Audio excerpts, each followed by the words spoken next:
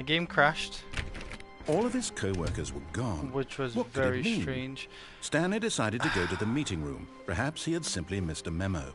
I won't lie to you, I don't know if they're trying to frustrate you by keep coming back to this office, but it is getting a little frustrating because When Stanley came to a set of 2 open doors, he entered the door on his left.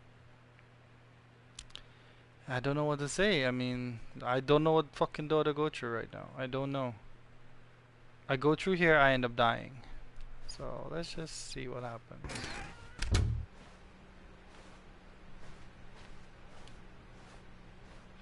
I mean, like, I don't know what to do. Yet there was not a single person here either. Feeling a wave of disbelief, Stanley decided to go up to his boss's office, hoping he... Stanley stepped into the broom closet, but there was nothing here, so he turned around and got back on track. Coming to a staircase, Stanley walked upstairs to his boss's office. But Stanley just couldn't do it. He considered the possibility of facing his boss. Admitting he had left his post during work hours, he might be fired for that. And in such a competitive economy, why had he taken that risk? All because he believed everyone had vanished? His boss would think he was crazy. And then something occurred to Stanley. Maybe, he thought to himself, maybe I am crazy. All of my co-workers blinking mysteriously out of existence in a single moment for no reason at all? None of it made any logical sense. And as Stanley pondered this, he began to make other strange observations. For example, why couldn't he see his feet when he looked down? Why did doors close automatically behind him wherever he went? And for that matter, these rooms were starting to look pretty familiar. Yeah. Were they simply repeating? Yes, they are. No, Stanley said to himself, this is all too strange. This can't be real. And at last, he came to the conclusion that had been on the tip of his tongue. He just hadn't found the words for it. I'm dreaming, he yelled. This is all a dream. Oh, what a relief Stanley felt to have finally found an answer, an explanation. His co-workers weren't actually gone. He wasn't going to lose his job. He wasn't crazy after all. And he thought to himself, I suppose I'll wake up soon. I'll have to go back to my boring real-life job pushing buttons. I may as well enjoy this while I'm still lucid. So, he imagined himself flying and began to gently float above the ground. This game is losing me. Then he imagined himself soaring through space on a magical starfield, and it too appeared. It was so much fun, and Stanley marveled that he had still not woken up. How was he remaining so lucid? And then perhaps the strangest question of them all entered Stanley's head. One he was amazed he hadn't asked himself sooner. Why is there a voice in my head dictating everything that I'm doing and thinking? Now the voice was describing itself being considered by Stanley, who found it particularly strange. I'm dreaming about a voice describing me, thinking about how it's describing my thoughts, he thought. And while he thought it all very odd and wondered if this voice spoke to all people in their dreams, the truth was that, of course, this was not a dream. How could it be? Was Stanley simply deceiving himself, believing that if he's asleep, he doesn't have to take responsibility for himself? Stanley is as awake right now as he's ever been in his life. Now, hearing the voice speak these words was quite a shock to Stanley. After all, he knew for certain, beyond a doubt, that this was in fact a dream. Did the voice not see him float and make the magical stars just a moment ago? How else would the voice explain all that? This voice was a part of himself too. Surely, if he could just... He would prove it. He would prove that he was in control, that this was a dream. Wow. So he closed his eyes gently, and he invited himself to wake up. He felt the cool weight of the blanket on his skin, the press of the mattress on his back, the fresh air of a world outside this one. It's gonna be tired. Wake up, he thought to himself. I'm through with this dream. I wish it to be over. Let me go back to my job.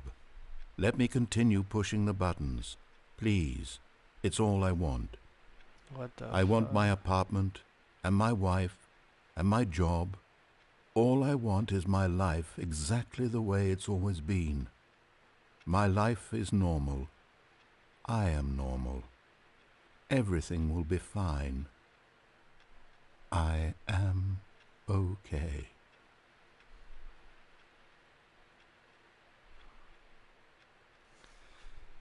Huh. This is Stanley began screaming. Please, someone, wake me up. My name is Stanley. I have a boss. I have an office. I am real. Please, just someone tell me I am real. I must be real. I must be. Can anyone hear my voice? Who am I? Who am I? And everything went black. This game is crazy. This is the story of a woman named Mariella. Mariella woke up on a day like any other. She arose, got dressed, gathered her belongings, and walked to her place of work. But on this particular day, her walk was interrupted by the body of a man who had stumbled through town talking and screaming to himself, and then collapsed dead on the sidewalk. And although she would soon turn to go call for an ambulance, for just a few brief moments she considered the strange man. He was obviously crazy, this much she knew. Everyone knows what crazy people look like. And in that moment, she thought to herself how lucky she was to be normal. I am sane. I am in control of my mind. I know what is real and what isn't. It was comforting to think this, and in a certain way, seeing this man made her feel better. But then she remembered the meeting she had scheduled for that day, the very important people whose impressions of her would affect her career, and by extension, the rest of her life. She had no time for this, so it was only a moment that she stood there, staring down at the body. And then she turned and ran.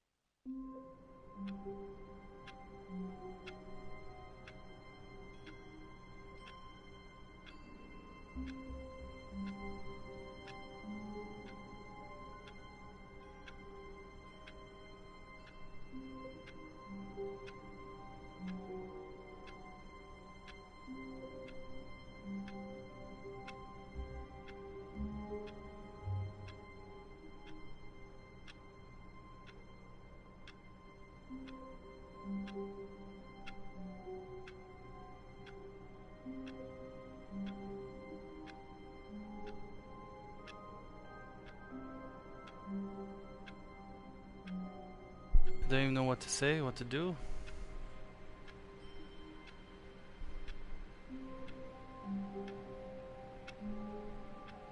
Hmm.